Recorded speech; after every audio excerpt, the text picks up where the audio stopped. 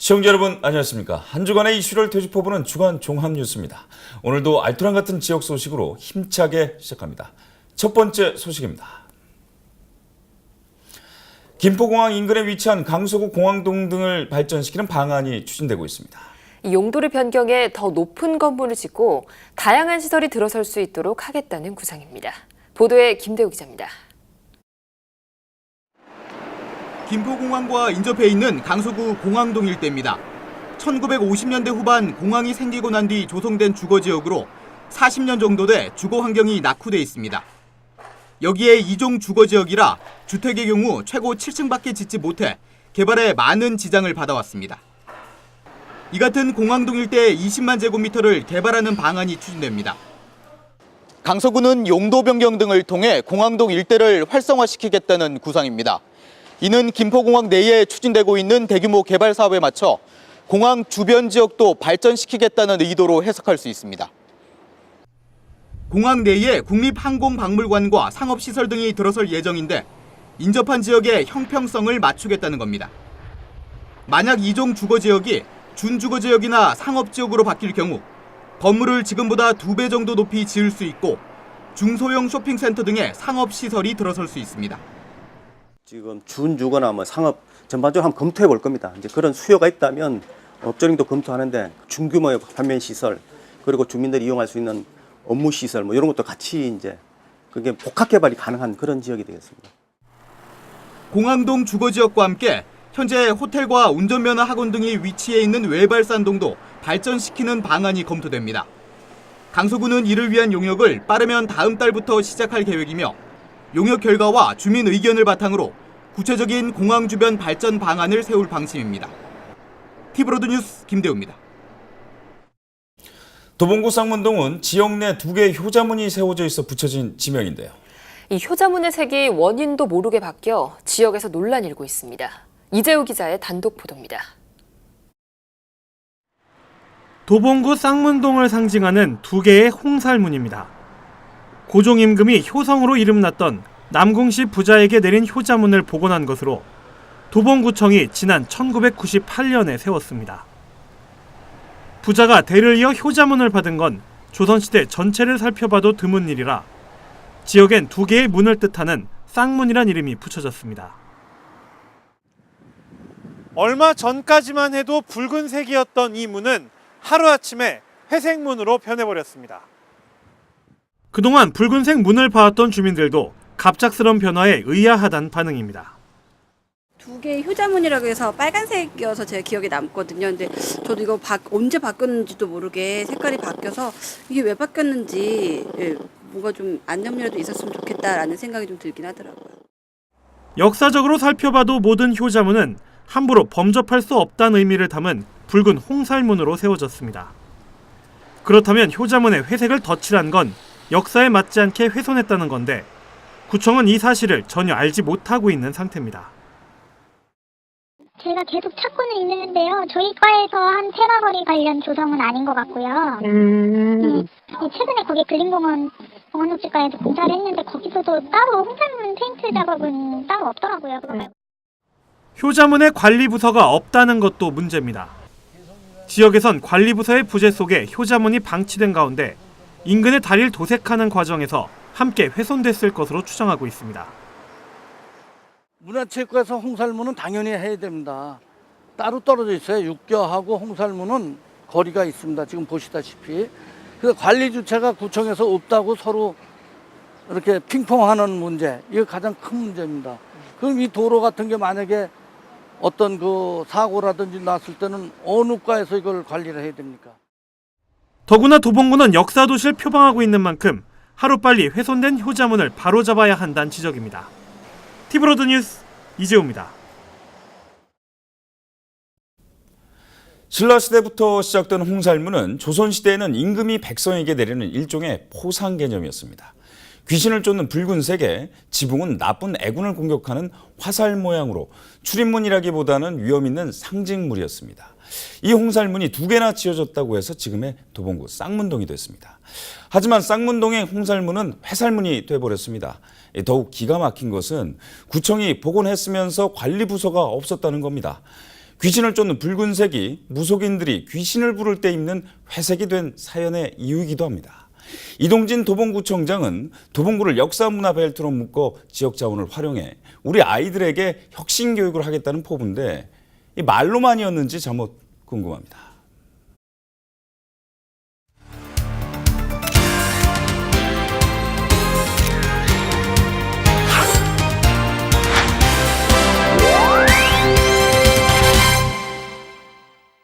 네, 한 주간에 핫했던 사건, 사고나 과거 이슈 사건을 패널과 함께 다시 한번 되짚어보는 현장 그 사건입니다. 이 시속 180km로 다른 차량과 뒤섞인 고속도로에서 레이싱을 벌인다면 생각만 해도 아찔한데요. 최근 자유로에서 실제 레이싱을 벌이다 사고를 낸 일당이 검거됐습니다. 강혜진 기자가 취재했습니다. 자유로에서 승용차 한 대가 시속 180km로 달립니다. 함께 달리던 빨간색 승용차가 속력을 내며 앞지르자 그 차량 뒤를 바짝 쫓습니다. 지그재그로 차로를 넘나드는 이른바 칼치기 수법으로 운전하다 결국 차량 한 대가 화물차를 들이받고 멈췄습니다. 이제 제가 쉬는 날이어가지고 같이 이제 친구 저기 매장에 가는 길에 여기 자유로를 올렸는데 차를 친구가 이제 속도를 내길래 같이 속도를 내고 가다가 그렇게 됐어요. 정말 뭐라고 말할 수 없을 정도로 죄송스럽습니다. 사고를 낸 30대 손모 씨는 레이싱 질주 사실을 과실 사고로 위장해 보험금까지 타낸 것으로 확인됐습니다. 사람도 좀 다쳤고, 그래서 뭐 차량 수리비, 뭐 또 병원 치료비, 그리고 뭐 이렇게 그 피해자에 대한 이제 보상금, 뭐 그런 식으로 해서 한 3,700여만 원 정도가 청구가 됐고, 그 중에 한 1,000여만 원 정도가 지불이 된 걸로 확인이 됩니다.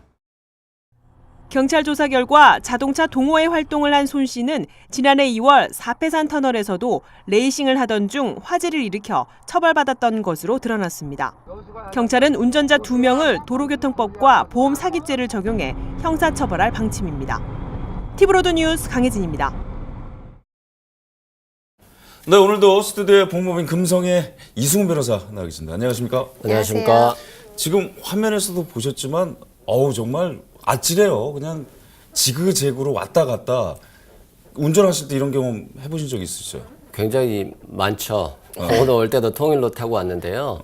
어떤 차들이 굉장히 빠른 속도로 가면서 좌우로 왔다 갔다 하는 것을 봤거든요. 그리고 또 불법 튜닝을 해가지고 소음기에서 굉장한 소음을 동반했습니다. 그래서 상당히 위협감을 느꼈고요.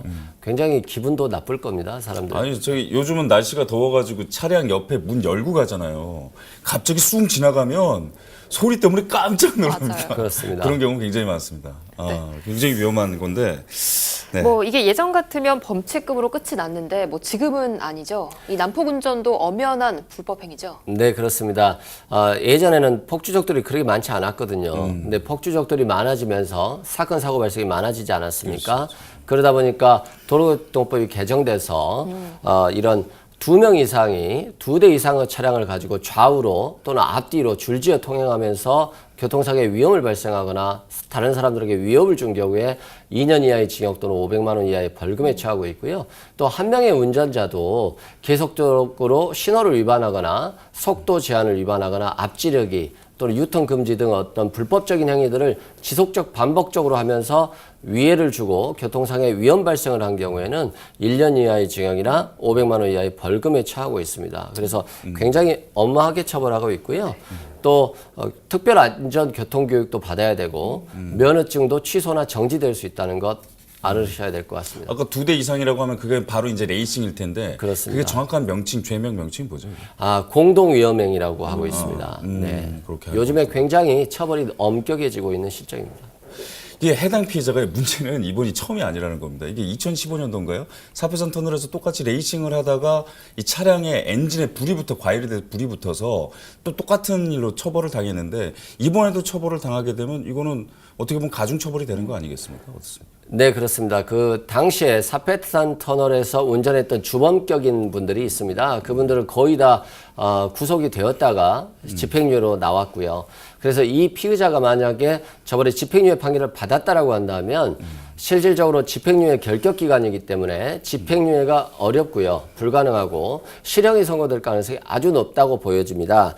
그리고 또 우리 형법 35조에 보면 누범 규정이라고 있거든요. 이렇게 형의 집행을 종료하거나 면제된 날로부터 3년 내에 다시 또 근거 이상의 형을 범할 경우에는 마찬가지로 장기 2배까지 가중되는 누범으로 엄격하게 처벌하고 있습니다. 그걸 누범 가중처벌이라고 그런 거거든요. 네, 그렇습니다. 같은 일을 똑같이 한정된 기간 내에 또 벌이게 되면 가중처벌을 받게 된다. 이분 같은 경우는 가중처벌을 받게 될 것 같은데, 아까도 제가 이제 엔진에서 불이 갑자기 났다고 하는 거는 이제 어떻게 보면 불법 튜닝을 했다는 거거든요. 요즘 이런 경주에 많이 지원하고 이런다면서요. 네, 굉장히 불법 튜닝이 급속도로 성장하고 있고요. 사업도 급속도로 성장하고 있습니다. 그러다 보니까 SM7 동호회였는데 이런 불법 튜닝 업체에서 이런 동호회들에게 지원을 함으로써 오히려 레이싱 경주를 부추기는 경우가 있고요. 실제 불법 튜닝이 주로 전조등이나 후미 등의 불법 튜닝을 하고요. 또한 소음기 불법 튜닝을 합니다. 특히 전조등 같은 경우에는 우리 고광도 전조등이라고 해서 HID인데 일반 전조등에 비해서 1.3초 정도 더 사람들의 시야를 가리고요. 총 한 4.44초 정도 멍한 상태로 가기 때문에 굉장히 사고 발생의 위험성이 높고요. 또 불법 튜닝 자체를 안전성 검사를 받지 않으면 과태료나 또는 벌금 또는 징역형에 처해질 수도 있습니다. 4.4초면은 짧은 시간인 것 같지만 고속도로 상에서 그동안에 눈 감고 있다고 생각하면 그거 진짜 정말 아찔하네요. 네, 굉장히 위험한 상황이라고 볼 수 있습니다. 진짜 위험한 것 같은데요. 뭐 이번 사고로 충돌했던 화물차는 뭐 중앙선을 넘어설 정도로 큰 충격을 받으면서 완파가 됐고, 운전자도 늑골이 골절될 정도로 중상을 입었는데요. 물론 보험 처리가 가능하겠지만 이 상대 피해자에게 피해 보상 청구는 또 가능한가요?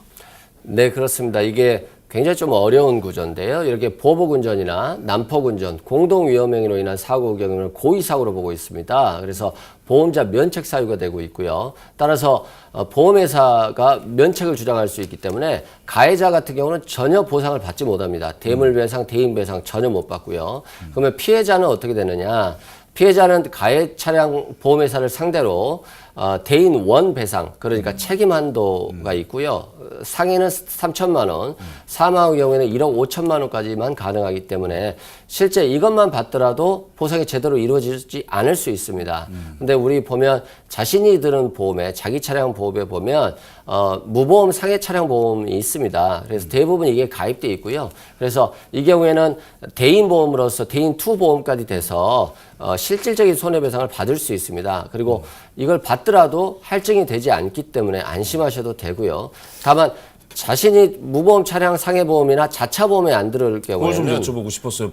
자신의 보험에 무보험 차량이 포함이 안 돼 있다면 어떻게 되는 건가요? 그렇죠. 그렇다고 한다면 자신의 차량에 대한 보험회사에서는 받을 수 없지 않습니까? 그러면 상대 차량 보험회사에다 받아야 되는데, 말씀드렸다시피 대인 원 배상밖에 안 되기 때문에 그 차 손해와 또는 그 추가적인 어떤 인명적인 손해에 대해서는 보상이 어려울 수 있거든요. 그럴 때는 가해자를 상대로 추가 손해배상 청구를 해야 되는데, 문제는 가해자가 재산이 없거나 변제할 능력이 없다라고 한다면 실제 피해 보상이 어려울 수도 있습니다.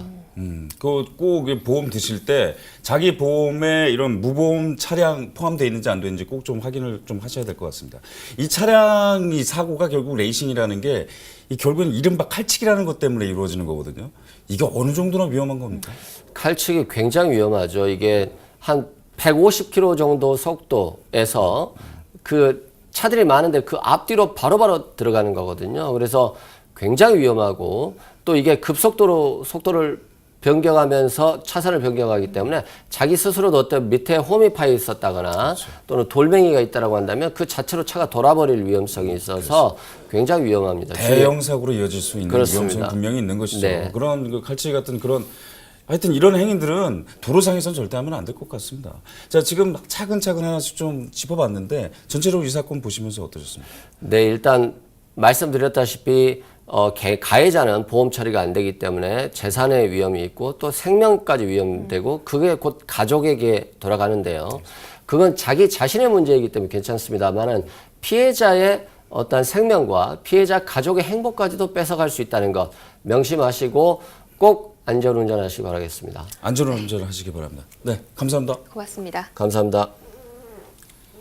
네, 수많은 이 차량이 다니는 도로에서 레이싱을 한다는 것은 마치 이 몸에 폭탄을 두르고 명동 한복판을 달리는 것과 마찬가지입니다. 순간의 쾌락을 위해 자신은 물론 무고한 시민의 생명을 위태롭게 할 수 있다는 것 명심하시기 바랍니다.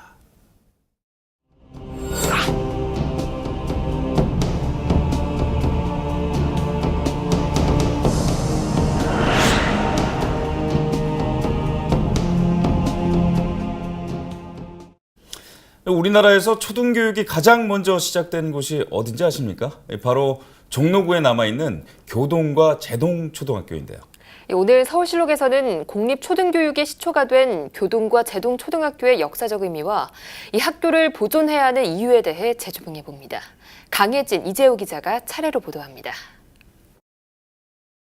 종로구 경운동에 위치한 교동초등학교. 이 학교의 역사는 지금으로부터 123년 전인 1894년부터 시작됩니다.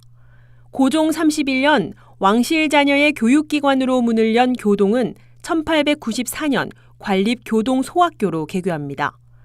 1910년 교동공립보통학교로 개칭 후 교사들은 목조 건물에서 학생들을 가르쳤고 당시 학생들은 지금의 수학여행도 즐겼습니다. 이 학교의 100년사를 보면 과학 실습과 수학 풀이, 도서관 이용 등 우리나라 초등교육의 흐름을 알 수 있습니다.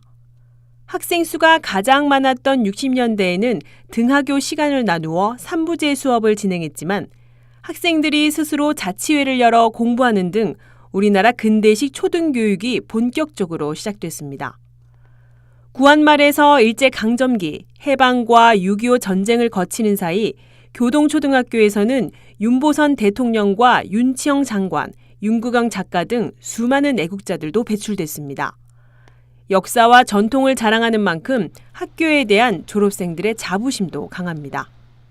초등학교는 우리 초등학교 중에서도 제일 역사와 전통이 깊고 명문 초등학교로서 여러 좋은 선배님들 초대 윤보선 대통령님도 나오셨고 그리고 여러 훌륭하신 분들이 많이 배출한 사학이라고 생각합니다. 그런 면에서도 꼭 유지가 되고 이어나갔으면 좋겠습니다. 지금의 제동초등학교도 근대식 초등교육기관입니다. 교동초등학교보다 1년 늦은 1895년 고종 황제가 계동소학교를 만들었습니다. 교동과 달리 서민 학생들의 교육기관으로 시작한 제동초등학교는 1906년 보통학교령 공포로 관립제동보통학교로 개명된 후 1910년 국권상실기에 보통학교가 공립학교로 개편되면서 제동공립보통학교로 바뀝니다. 식민지 교육체제에서 광복 후 우리나라 초등교육이 본격화됐고 1950년 6.25 전쟁 후에는 학생 수가 많아 삼청과 수송초, 종로초등학교로 분리됐다 19년 만에 다시 통합됩니다. 개교 이래 3.1 독립운동과 60만세운동 등 항일운동에 참여한 인사가 많았던 제동초등학교. 할아버지, 아버지, 손자가 다녔던 교육기관인 만큼 졸업생들은 그 명맥을 유지하길 기대합니다. 저희 아버님과 저희 누님, 저희 형제들 또한 저희 자식들까지 이 학교를 나왔다는 게 그하는 보람이죠. 아이들이 살 수 있는 마을이 돼야 되는데 너무 땅값이 올라가다 보니까 교육 현실이 안 됩니다. 이제 그것만 좀 충족해주면은 아이들이 살 수 있는 마을, 그걸 바람이죠. 전통과 역사를 간직한 두 학교는 우리나라 초등교육의 명예를 유지하기 위해 동문들이 남긴 학교 생활 자료들을 보관하고 있습니다. 우리나라 초등교육의 시초가 된 종로구 교동초등학교와 제동초등학교.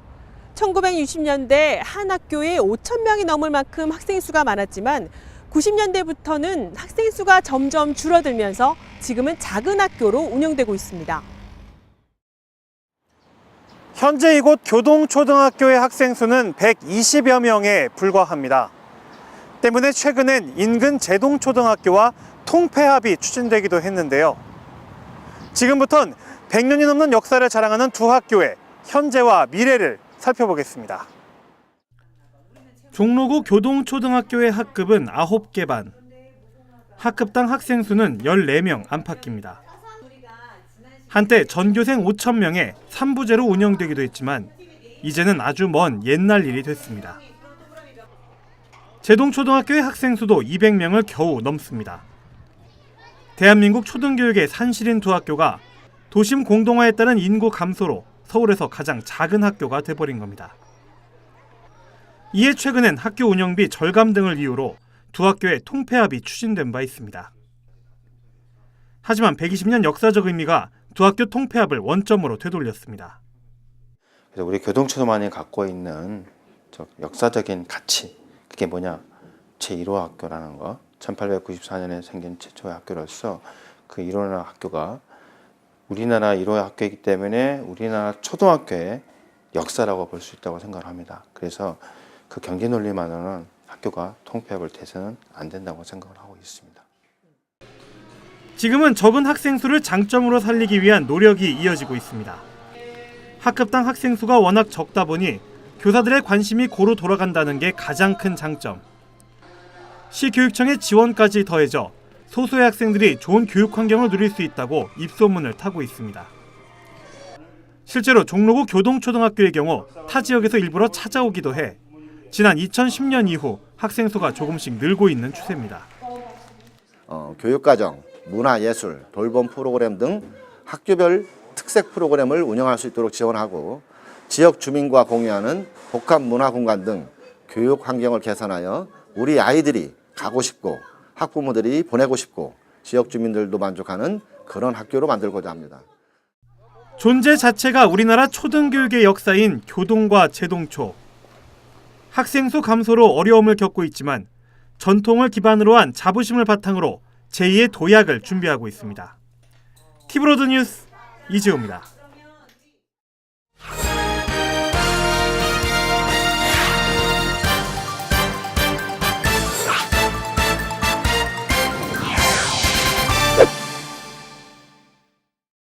미세먼지가 좀 주춤하나 싶었더니 이 미세먼지 뺨치게 인체에 해로운 게 또 있습니다. 바로 오존인데요. 오존은 미세먼지와 달리 눈에 보이지 않고 황사용 마스크로도 걸러지지 않기 때문에 더 조심해야 합니다. 이 한여름 같은 더위가 오존이라는 오염물질을 만들어내는데요. 보통 4월 중순에서 10월 중순까지, 특히 5월에서 7월이 오존이 강한 시기입니다. 자동차 배기가스에 들어있는 질소 산화물이 강한 자외선에 분해되면서 산소이온으로 변하는데요. 산소이온 2개가 결합하면 O2, 즉 산소가 되지만 3개가 결합하면 독성물질인 바로 O3, 오존이 됩니다. 이 오존에 오래 노출되면 기침과 메스꺼움, 가슴 통증 등을 느낄 수 있고요. 기관지염과 심장질환, 폐질환 등을 악화시킬 수 있습니다. 따라서 도심 지역에서는 오존 농도가 높아지는 오후 2시부터 5시 사이엔 도심 외출을 자제하는 게 좋고요. 무엇보다 승용차보다는 대중교통을 이용해서 배기가스 배출을 줄이는데 동참해 주셔야겠습니다. 화제의 키워드였습니다.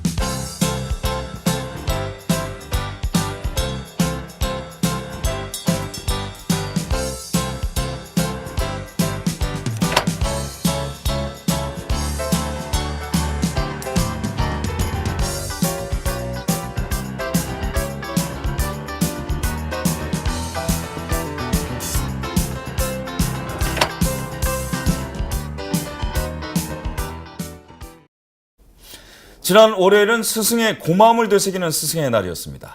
청탁금지법 이후 처음 맞는 스승의 날은 예년과는 교실 현장의 분위기가 다소 달라 어색함마저 느껴지기도 했습니다. 하지만 세월호 참사로 사망한 김초원, 이지혜 기간제 교사의 순직 처리는 반가움마저 들었는데요. 날을 정한 선물 공세를 떠나서 제자를 생각하는 이 땅의 모든 스승에 대한 정부의 고민이 필요한 이유입니다.